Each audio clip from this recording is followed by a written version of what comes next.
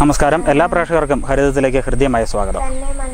സംയോജിത കൃഷി ഇന്ന് നമ്മുടെ നാട്ടിൽ നിന്നും അന്യമായിക്കൊണ്ടിരിക്കുകയാണ്. ഒരു വീട്ടിലേക്ക് ആവശ്യമായ എല്ലാ വസ്തുക്കളും ഒരു കുടക്കീഴിൽ ഉൽപ്പാദിപ്പിച്ചെടുക്കുന്ന രീതിയായിരുന്നു സംയോജിത കൃഷി രീതി. മുമ്പൊക്കെ ഇത് നാട്ടിലെമ്പാടും അവലംബിച്ചിരുന്ന കൃഷിരീതിയായിരുന്നെങ്കിൽ ഇന്ന് ഇത്തരം കൃഷിരീതി അവലംബിക്കുന്നവർ വളരെ വിരളമാണ്. സംയോജിത കൃഷിയിലൂടെ വിജയം കൊയ്യുകയാണ് തൊടുപുഴ ഒളമറ്റം സ്വദേശി ജോളി. അദ്ദേഹത്തിൻ്റെ കൃഷിയുടെ കഥയിലേക്ക്. കൃഷിയിൽ ഈ കുരുന്നുകൾക്ക് ഏറ്റവും വലിയ പ്രചോദനം സ്വന്തം മാതാപിതാക്കൾ തന്നെയാണ്. വരും വർഷങ്ങളിൽ കൃഷിയിൽ കൂടുതൽ മികച്ച നേട്ടങ്ങൾ കൊള്ളുവാനുള്ള പരിശ്രമത്തിലാണ്. ഈ കുടുംബത്തിൻ്റെ കൃഷി വരുമാനത്തിനായി മാത്രമല്ല, വിഷമയമില്ലാത്ത ഭക്ഷ്യവസ്തുക്കൾ പരമാവധി സ്വന്തം പുരയിടത്തിൽ തന്നെ ഉൽപ്പാദിപ്പിക്കും. മറ്റുള്ളവർക്ക് മാതൃകയാവുക ഇവയാണ്. പ്രധാനമായും നമ്മൾ ഉദ്ദേശിക്കുന്ന വിഷാംശമില്ലാത്ത ആഹാരം നമുക്ക് എന്തോരം കഴിക്കാൻ പറ്റും, എല്ലാം ഒന്നും കഴിക്കാൻ സാധിച്ചില്ലെങ്കിലും എന്തോരം കഴിക്കാൻ പറ്റുമോ അത്രയും നമ്മളുടെ സ്വന്തമായിട്ട് ഉൽപ്പാദിച്ച് കഴിക്കുക എന്നുള്ളതാണ്.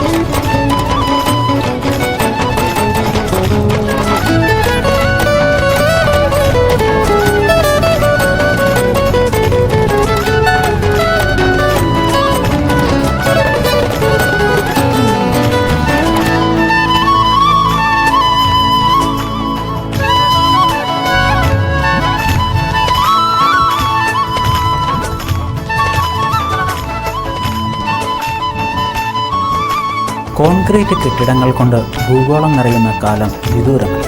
ചെടികൾക്ക് വേരോടാൻ മണ്ണ് ലഭിക്കാതെ ഹരിതാഭ ചരിത്രമാകുമെന്ന ആശങ്കകൾ ശക്തി പ്രാപിച്ചിരുന്നു. മരങ്ങളും സസ്യങ്ങളും ഇല്ലാതായാൽ മനുഷ്യൻ്റെ നിലനിൽപ്പും അപകടത്തിലാകും.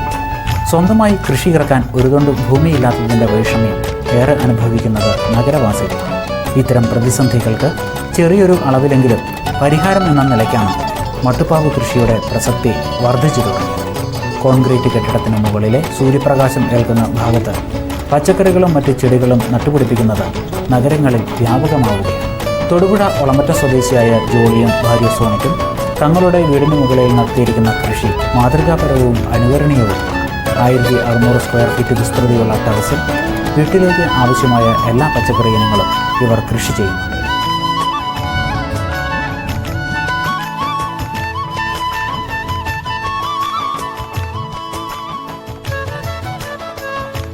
കൃഷിയുടെ ലക്ഷ്യം വരുമാനമായി മാറുമ്പോഴാണ് സംയോജിത കൃഷി അന്യമാകുന്നത്.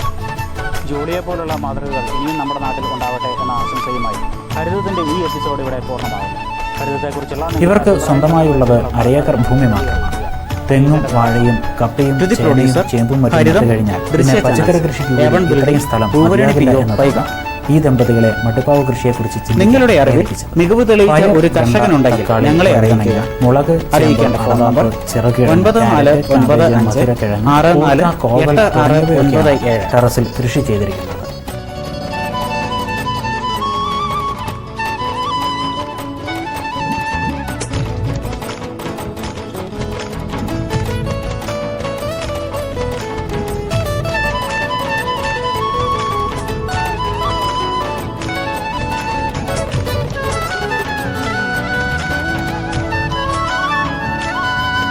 മട്ടുപ്ലാവിൽ നമുക്ക് കൃഷി ചെയ്യാൻ ഏറ്റവും എളുപ്പം ചെറിയ പോളിത്തീൻ കവറുകളിൽ കൃഷി ചെയ്യുന്നതാണ് എൻ്റെ അനുഭവത്തിൽ നിന്ന് മനസ്സിലാകുന്നത്. പോളിത്തീൻ കവറുകളിലാകുമ്പോൾ നമുക്ക് വേനൽക്കാലങ്ങളിൽ വളരെ കുറച്ച് വെള്ളം മാത്രം മതി അത് നനയ്ക്കാനായിട്ട്.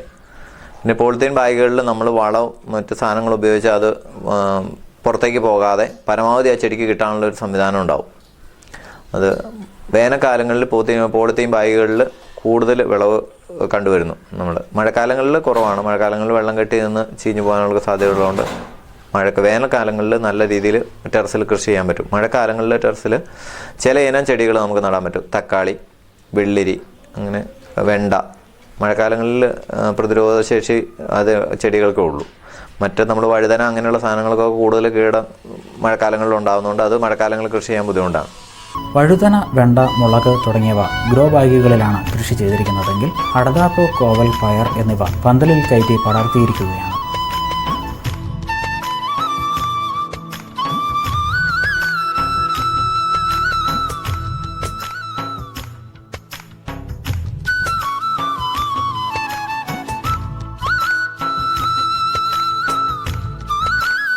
മറ്റെങ്ങും കാണാത്ത ഒരു കൃഷിയും ഇവരുടെ മട്ടുപ്പാവ് കൃഷിക്കിടയിലുണ്ട്. ബാറ്ററി പെട്ടിക്കുള്ളിലെ കൃഷിയാണത്. ഉപയോഗശൂന്യമായ ബാറ്ററികളുടെ മുകൾ ഭാഗവും പെട്ടിക്കുള്ളിലെ സെല്ലുകളും മറ്റും നീക്കം ചെയ്ത് വൃത്തിയാക്കിയെടുക്കുന്നു. അതിനുശേഷം ഗ്രോ ബാഗുകളിലും പ്ലാസ്റ്റിക് ചാക്കുകളിലും കൃഷി ചെയ്യുന്നത് പോലെ തന്നെ മണ്ണും ചാണകവും മിക്സ് ചെയ്ത് നിറയ്ക്കുന്നു. പച്ചമുളകും തക്കാളിയും മറ്റുമാണ് ഇത്തരത്തിൽ കൃഷി ചെയ്തിരിക്കുന്നത്. കറുത്ത ബാറ്ററി പെട്ടികൾ വൃത്തിയാക്കിയെടുക്കുക പ്രയാസമേറിയ കാര്യമായതിനാൽ വെളുത്ത ബാറ്ററി പെട്ടികൾ മാത്രമാണ് ഇത്തരം കൃഷിക്കായി തിരഞ്ഞെടുത്തിരിക്കുന്നത്.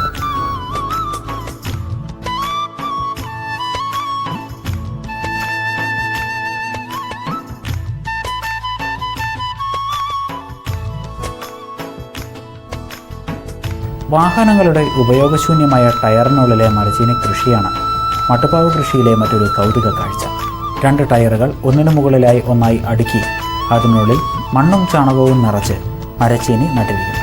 മികച്ച വിളവാണ് ഈ കൃഷിയിൽ നിന്നും ഇവർക്ക് ലഭിക്കുന്നത്. ടയറുകൾ വീണ്ടും വീണ്ടും കൃഷിക്ക് ഉപയോഗിക്കാമെന്നതിനാൽ ഇത് വളരെ ചിലവ് കുറഞ്ഞ കൃഷി രീതിയുമാണ്. എലികൾ ടയർ തുറന്ന് അകത്ത് കടക്കാനുള്ള സാധ്യത കുറവായതിനാൽ ഇതേറെ സുരക്ഷിതവുമാണ്. പന്തലിൽ കയറ്റിവിട്ടിരിക്കുന്ന പയർ, കോവൽ, മധുരക്കിഴങ്ങ് തുടങ്ങിയവയ്ക്ക് കീഴെ അധികം വെളിച്ചവും ചൂടും ആവശ്യമില്ലാത്ത പച്ചക്കറികൾ സ്വച്ഛന്തം വളരുന്നു. ഇവയ്ക്കിടയിലൂടെ നടക്കുന്നതിനായി വേണ്ടത്ര അകലത്തിലാണ് ഗ്രോ ബാഗുകളും മറ്റും വച്ചിരിക്കുന്നത്. ഗ്രോ ബാഗുകൾ നഗരസഭയിൽ നിന്നും കുറഞ്ഞ നിരക്കിൽ ലഭിച്ചതാണ്. 500 രൂപയ്ക്ക് 20 ഗ്രോ ബാഗുകൾ എന്ന നിരക്കിൽ സബ്സിഡിയോടെയാണ് ഗ്രോ ബാഗുകൾ ലഭ്യമായത്. മട്ടുപ്പാവ് കൃഷി പ്രോത്സാഹിപ്പിക്കുന്നതിനായി കൃഷിഭവനുമായി സഹകരിച്ചാണ് നഗരസഭ ഇത്തരം ഗ്രോ ബാഗുകൾ വിതരണം ചെയ്തത്. കൃഷിഭവൻ്റെ ആഭിമുഖ്യത്തിൽ 2000 രൂപയുടെ 25 പോളിത്തീൻ കവറിൽ മണ്ണ് നിറച്ച് ചെടികൾ നട്ട് നമുക്കിവിടെ എത്തിച്ചു തന്നിട്ടുണ്ട്. പച്ചക്കറികൾ നനയ്ക്കുവാൻ എളുപ്പത്തിനായി ടെറസിൽ തന്നെ വാട്ടർ ടാങ്കും പൈപ്പും മറ്റും ക്രമീകരിച്ചിട്ടുണ്ട്.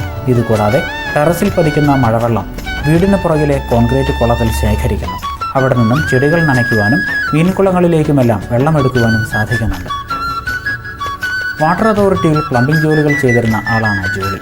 പ്ലംബിങ്ങിൽ തനിക്കുള്ള വൈദഗ്ധ്യവും പരീക്ഷണങ്ങളുമെല്ലാം ഈ കൃഷിത്തോട്ടത്തിലും വളരെ പ്രകടമാണ്. കൃഷി ഇത്രയേറെ വിജയകരമാക്കി തീർക്കുന്നതും പ്ലംബിങ്ങിലെ ഇദ്ദേഹത്തിൻ്റെ മികവ് തന്നെയാണ്.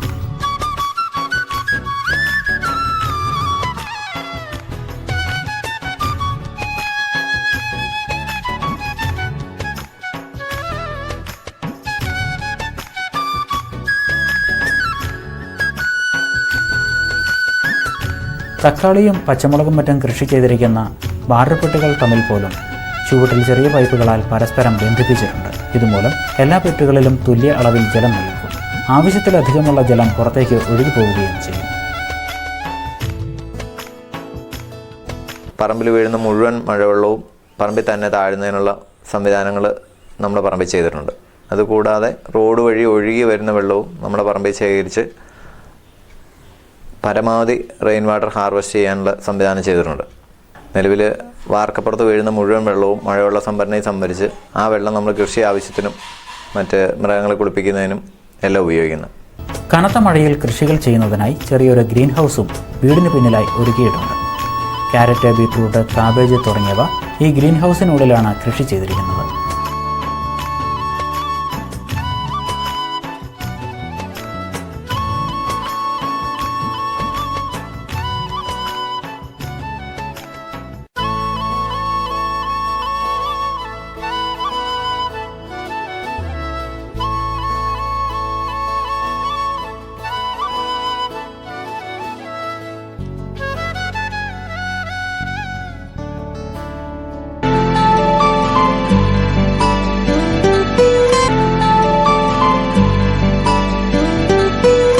പച്ചക്കറികളുടെ തൈകൾ മുളപ്പിക്കുന്നതും ഈ ഗ്രീൻ ഹൗസിനുള്ളിൽ തന്നെ.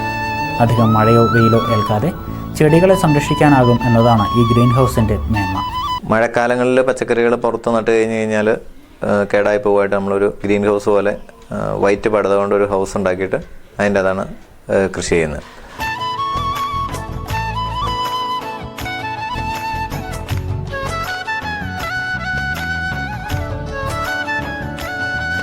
പ്ലാസ്റ്റിക് ഡിസ്പോസിബിൾ ഗ്ലാസുകൾക്കുള്ളിലാണ് ചെടികൾ നട്ടു വളർത്തുന്നത്. പോർട്ടബിൾ ട്രേകളേക്കാൾ ഏറെ സൗകര്യപ്രദം ഇത്തരം ഗ്ലാസുകളാണെന്ന് ജോളി പറയുന്നു. ഇവയ്ക്കുള്ളിൽ നിന്നും ചെടികൾ പിഴുതെടുക്കുമ്പോൾ വേരുകളൊന്നും നഷ്ടപ്പെടുകയില്ല. മാത്രമല്ല, പോർട്ടബിൾ ട്രേകളെ അപേക്ഷിച്ച് കൂടുതൽ വേരുകൾ പടരുന്നതിനും ഡിസ്പോസിബിൾ ഗ്ലാസുകളാണ് പ്രയോജനപ്രദം.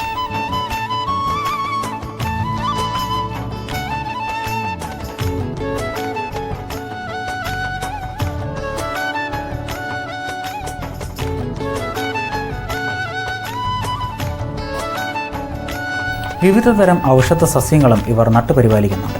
വിവിധതരം തുളസികൾ, മുറികൂട്ടി തുടങ്ങിയവയൊക്കെ ഇതിൽപ്പെടും.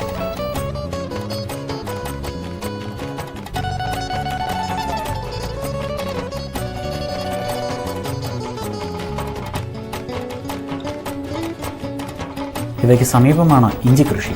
അധികം സ്ഥലം ഇഞ്ചി കൃഷിക്കായി ചെലവഴിച്ചിട്ടില്ലെങ്കിലും ചെടികളുടെ കരുത്ത് കണ്ടാൽ മനസ്സിലാകും വിളവൊട്ടും മോശമാകാനിടയില്ല.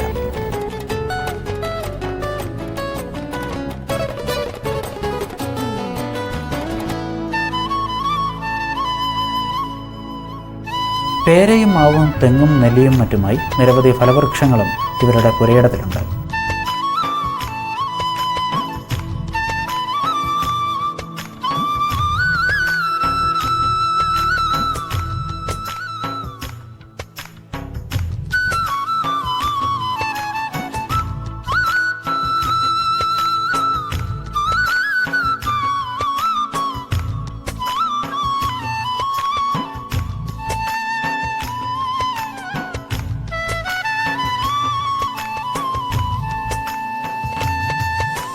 ഇനി വളം നിർമ്മാണത്തിൻ്റെ കഥ. ഈ പുരയിടത്തിൽ രാസവളങ്ങൾ ഉപയോഗിക്കാറേയില്ല. കൃഷിക്ക് ഉപയോഗിക്കുന്നത് മണ്ണിര കമ്പോസ്റ്റും ജൈവ കീടനാശിനിയായ വെർമി വാഷും മാത്രം. ഇവയാകട്ടെ സ്വന്തമായി ഇവർ നിർമ്മിച്ചെടുക്കുന്നത്. 8 ടാങ്കുകളിലായാണ് മണ്ണിര കമ്പോസ്റ്റ് തയ്യാറാക്കുന്നത്. 1/2 ഏക്കർ തോട്ടത്തിൽ ഒരു ടാങ്കിലെ മണ്ണിര കമ്പോസ്റ്റ് തന്നെ അധികമാണ്. അതിനാൽ അധികമുള്ള മണ്ണിര കമ്പോസ്റ്റ് ഇവർ ആവശ്യക്കാർക്ക് വിൽക്കുകയാണ് ചെയ്യുന്നത്.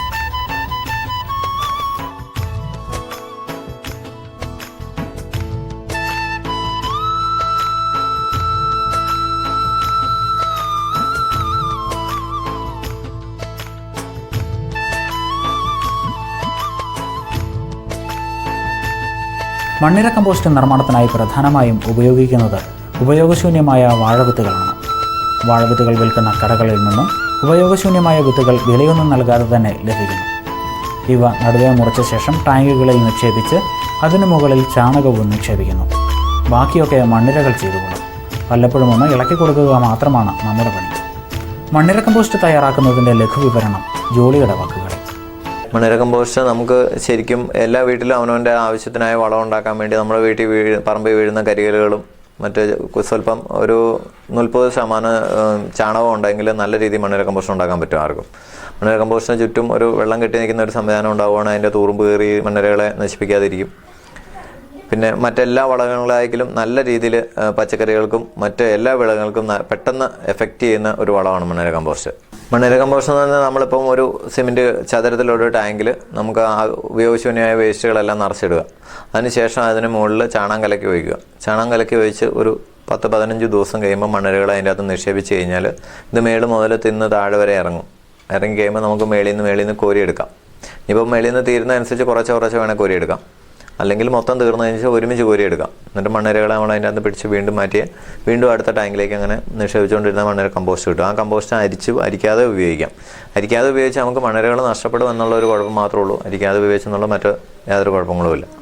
ഈ മണ്ണിരകൾ പറമ്പിൽ ചെന്നിടത്ത് വേറെ യാതൊരു പ്രശ്നങ്ങളും ഉണ്ടാക്കില്ല. മണ്ണിരകൾ പറമ്പിൽ ജീവിച്ചിരിക്കില്ല. കമ്പോസ്റ്റ് കുഴിയിൽ മാത്രമേ ജീവിച്ചിരിക്കുകയുള്ളൂ. പുറത്ത് ഔട്ട് സൈഡിൽ മരിച്ചു പോകും. നമ്മുടെ സാധാ മണ്ണിരകൾ മാത്രമേ നമ്മുടെ മണ്ണിൽ കാണുന്നുള്ളൂ. ഈ മണ്ണിരകൾ മണ്ണിൽ പോയാൽ പോലും ജീവിച്ചിരിക്കുന്നില്ല, ചത്തു പോവുകയാണെന്ന്.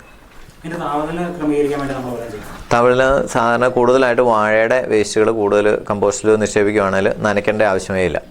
ഏകദേശം ഒരു കൂളിംഗ് സിസ്റ്റം എപ്പോഴും നിലനിന്ന് കിട്ടും. വളം അരിച്ച് ചാക്കിലാക്കിയാൽ വാങ്ങാൻ ആളുകൾ ഏറെയാണ്. മണ്ണിര കമ്പോസ്റ്റ് മാത്രമല്ല, അത്യാവശ്യക്കാർക്ക് മണ്ണിരകളെയും ജോളി വിൽക്കുന്നുണ്ട്. അന്വേഷിച്ച് വരുന്നുണ്ട്. മണ്ണിരയ്ക്കും ആളുകൾ മണ്ണിരയും കൊടുക്കുന്നുണ്ട്. 1 രൂപയ്ക്കാണ് ഒരു മണ്ണിര കൊടുക്കുന്നത്. മണ്ണിര മേടിക്കാനായിട്ട് ആളുകൾ വരുന്നുണ്ട്. മണ്ണിര കമ്പോസ്റ്റ് തയ്യാറാക്കണമെങ്കിൽ ആവശ്യത്തിന് ചാണകം ലഭിക്കാനുള്ള വഴിയും കണ്ടെത്തണം. ജോളിയുടെ വീട്ടിൽ ഒരു പശുവും ഒരു കിടാവുമുണ്ട്. കുട്ടാമ്പുഴ ഷാർപ്പ് എന്ന ഇനത്തിൽപ്പെട്ട ഇവയുടെ ചാണകമാണ് മണ്ണിര കമ്പോസ്റ്റ് നിർമ്മാണത്തിനായി ഉപയോഗിക്കുന്നത്. ചാണകം നേരെ ടാങ്കുകളിൽ നിക്ഷേപിക്കാറില്ല. പകരം ഗ്യാസ് പ്ലാന്റിൽ നിന്നുള്ള സ്ലറിയാണ് ടാങ്കുകളിൽ നിക്ഷേപിക്കുന്നത്. ഇതിനായി സാമാന്യം വലിയ ഒരു ബയോഗ്യാസ് പ്ലാന്റും വീട്ടുമുറ്റത്ത് നിർമ്മിച്ചിട്ടുണ്ട്. ഇതിൽ നിന്നും വീട്ടിലേക്ക് ആവശ്യമുള്ളതിലധികം ഗ്യാസും ഇവർക്ക് ലഭിക്കുന്നു.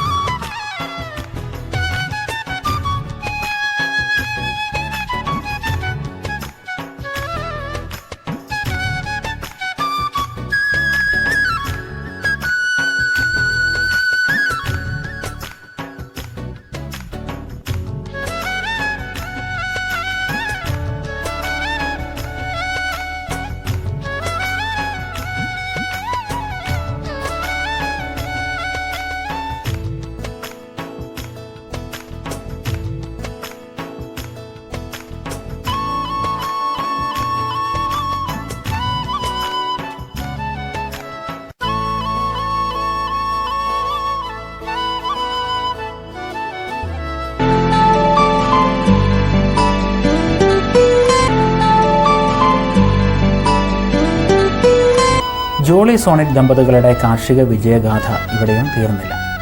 വീടിന് സമീപത്തായുള്ള 3 കുളങ്ങളിൽ വിവിധയിനം മത്സ്യങ്ങളെയും ഇവർ വളർത്തുന്നുണ്ട്.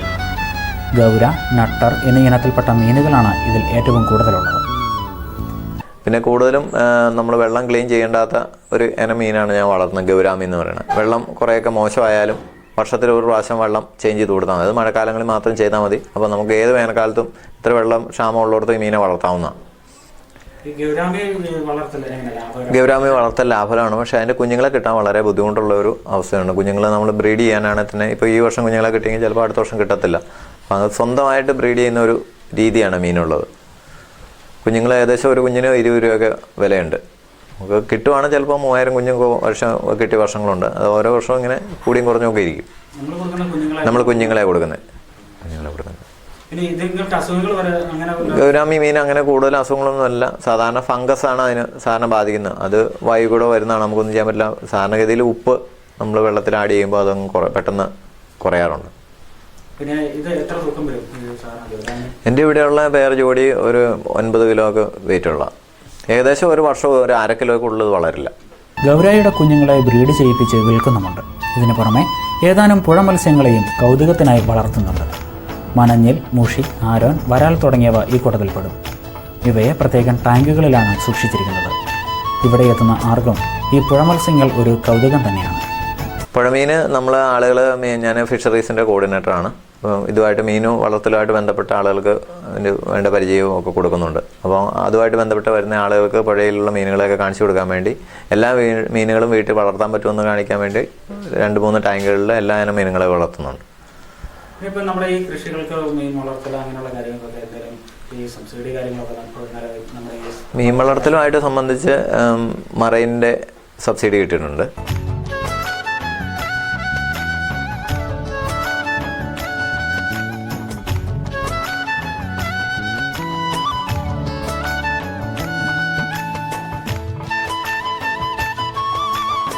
മികച്ച കർഷകർക്കുള്ള പുരസ്കാരം പലപ്പോഴും ജോളിയെയും സോണിറ്റിനെയും തേടിയെത്തിയിട്ടുണ്ട്.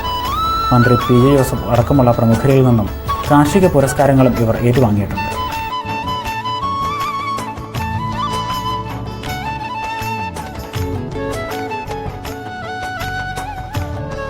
ജോളിയും ഭാര്യ സോണിറ്റും മാത്രമല്ല ഈ അരയേക്കറിലെ കർഷകർ.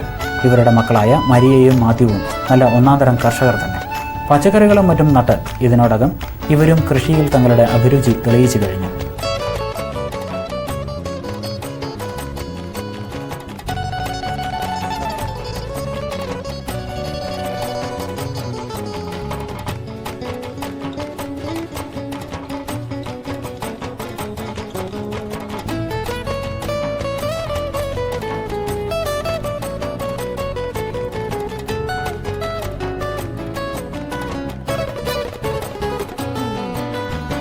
സ്കൂൾ തലത്തിലും ജില്ലാ തലത്തിലും മറ്റുമായി കൊച്ചു കർഷകരെന്ന നിലയിൽ ഇവർ നിരവധി പുരസ്കാരങ്ങളും നേടിയിട്ടുണ്ട്. ഞങ്ങളിവിടെ എല്ലാ പച്ചക്കറികളും നടുന്നുണ്ട്. പയർ മുതൽ ക്യാബേജ്, ക്യാരറ്റ്, ബീട്രൂട്ട്, റാഡിഷ് അങ്ങനെയുള്ള എല്ലാ പച്ചക്കറികളും നടുന്നുണ്ട്. അതുകൂടാതെ ഞങ്ങൾക്ക് സ്കൂളിൽ നിന്ന് വിത്തുകൾ കിട്ടുന്നുണ്ട്. അത് ഞങ്ങളിവിടെ കൊണ്ടുവന്ന് നടുന്നുമുണ്ട്. ഞങ്ങളുടെ പപ്പ കൃഷി ചെയ്യുന്നത് കൊണ്ട് ഞങ്ങൾക്ക് ഒരാഗ്രഹം കൃഷി ചെയ്യാൻ. അതുകൊണ്ട് ഞങ്ങൾ സ്കൂളിൽ നിന്ന് കിട്ടുന്ന വിത്ത് മാറി നടുന്നുണ്ട്. ഞങ്ങൾക്ക് സ്കൂളിൽ നിന്നാണെങ്കിൽ മികച്ച പച്ചക്കറിക്കുള്ള മത്സരം കിട്ടി അത്നോ ക്ലബിൻ്റെ നേതൃത്വത്തിൽ. അതുകൂടാതെ എനിക്ക് പച്ചക്കറി മത്സരത്തിന് ജില്ലയിൽ നിന്ന് ഫസ്റ്റ് കിട്ടി. പിന്നെ സ്കൂളിൽ നിന്നുള്ള പ്രോത്സാഹനം എങ്ങനെയുണ്ട്? കൂട്ടുകാരും ടീച്ചേഴ്സും എല്ലാവരും പ്രോത്സാഹനം തരുന്നുണ്ട്. ഇവിടെ എങ്ങനെ നിങ്ങൾ പപ്പ നടത്തുന്ന കൃഷി കൂടാണ്ട് വേറെ പ്രത്യേക സ്ഥലത്താണ് കൃഷി നടത്തുന്നത്? ആ കൂടെ തന്നെ എല്ലാം ചെയ്തു പോവുകയാണ് ചെയ്യും. അതുകൂടാതെ ഞങ്ങൾക്ക് സ്കൂളിൽ നിന്ന് കിട്ടിയ വിത്ത് വേറെ നടുന്നുമുണ്ട്. ഇനിയിപ്പം ഈ വർഷം നിങ്ങൾ കണ്ട പുതുതായിട്ട് കുറച്ച് സ്ഥലത്ത് സ്വന്തമായിട്ട് പരിപാടി നടത്താൻ പോകാന്നൊക്കെ പറഞ്ഞു. ഞങ്ങൾ കുറച്ച് സ്ഥലം മാറ്റി വെച്ചിട്ട് അതിൽ ക്ലാസ്സിൽ തന്നെ മണ്ണൊക്കെ നിറച്ച് ചെടികളൊക്കെ നട്ട് വളർത്തി പരിപാലിക്കും. പിന്നെ വിത്തുകൾ നട്ട് പരിപാലിക്കുന്നതിനൊക്കെ സമ്മാനം ഉണ്ടാവും എന്ന് പറഞ്ഞായിരുന്നു ജില്ലയിലും സംസ്ഥാനത്തു നിന്നൊക്കെ. അതുകൊണ്ട് ഞങ്ങൾക്ക് കുറച്ചുകൂടി ഉത്സാഹമായി നടാൻ വേണ്ടി. അതുകൊണ്ട് ഞങ്ങൾ വേറെ സ്ഥലത്ത് ക്ലാസ്സിൽ മണ്ണൊക്കെ നിറച്ച് തന്നെ ചെടി നട്ട് വെള്ളം ഒഴിക്കാൻ തുടങ്ങി.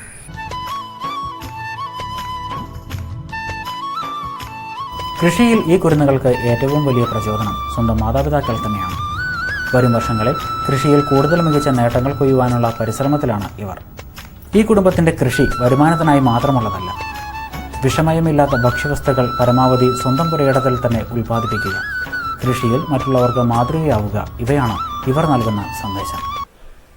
പ്രധാനമായും നമ്മൾ ഉദ്ദേശിക്കുന്ന വിഷാംശമില്ലാത്ത ആഹാരം നമുക്ക് എന്തോരം കഴിക്കാൻ പറ്റുമോ, എല്ലാം ഒന്നും കഴിക്കാൻ സാധിച്ചില്ലെങ്കിലും എന്തോരം കഴിക്കാൻ പറ്റുമോ അത്രയും നമ്മളുടെ സ്വന്തമായിട്ട് ഉൽപ്പാദിപ്പിച്ച് കഴിക്കുക എന്നുള്ളതാണ്.